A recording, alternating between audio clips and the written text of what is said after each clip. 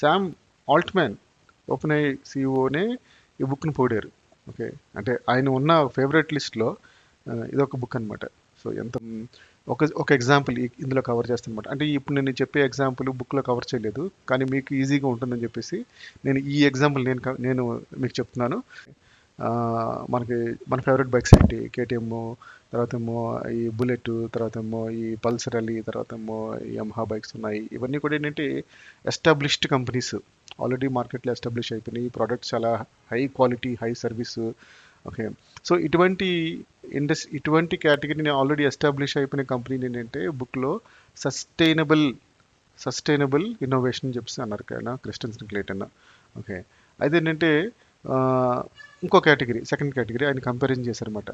దాన్నే disruptive innovations. అంటే disruptive innovations అంటే ఇప్పుడు మనం ఒక ఎగ్జాంపుల్ నేను చెప్తాను కదా, అది ఎలక్ట్రిక్ బైక్స్.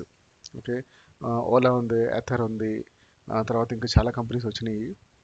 ఇవి ఇప్పుడు నువ్వు చూసారంటే స్లోగా మెయిన్ మార్కెట్ని డామినేట్ చేస్తున్నాయి. ఓకే, ఇన్నోవేషన్స్, ఈ సస్టైనబుల్ ఇన్నోవేషన్ ఇండస్ట్రీస్ ఏంటంటే ఎక్కువగా ఉన్న కస్టమర్ని, అంటే ఆల్రెడీ ఈ ప్రోడక్ట్ గురించి తెలిసిన కస్టమర్స్ని, ఆల్రెడీ వాడుతున్న కస్టమర్ని ఎక్కువ ఫోకస్ చేస్తారు వాళ్ళు. ఓకే, అంటే కొత్త ఒక కేటగిరీ, వాళ్ళలో కొత్త ఒక ప్రపంచాన్ని వాళ్ళు కాన్సన్ట్రేట్ చేయరు.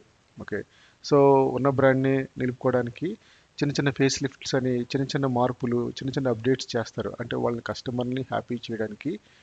ఓకే, సో అదే డిస్ట్రప్టివ్ అనుకోండి.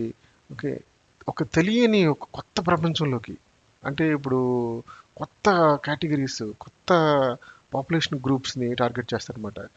అంటే ఇప్పుడు మనం చూసంటే ఒకప్పుడు మనం ఈవీ ఇండస్ట్రీని పెద్దగా సీరియస్గా తీసుకోలేదు, కానీ ఇప్పుడు ఏంటంటే ఇప్పుడు ప్రతి చూస్తున్నా రోడ్డు మీద ఎక్కడ చూసినా అవే బైక్స్ ఉంటున్నాయి. సో వీళ్ళు ఏంటంటే చిన్నగా స్టార్ట్ చేస్తారు, అంటే క్వాలిటీ ఉండదు. ఓకే, దాని డిజైన్ కూడా పెద్దగా ఎవరికి నచ్చదు, కానీ ఒక టైంకి ఏంటంటే డెవలప్మెంట్ చేసుకుంటూ వీళ్ళు ఎస్టాబ్లిష్డ్ ఉన్న కంపెనీస్ని డామినేట్ చేసేసి వాళ్ళని పడగొట్టేస్తారు అనమాట.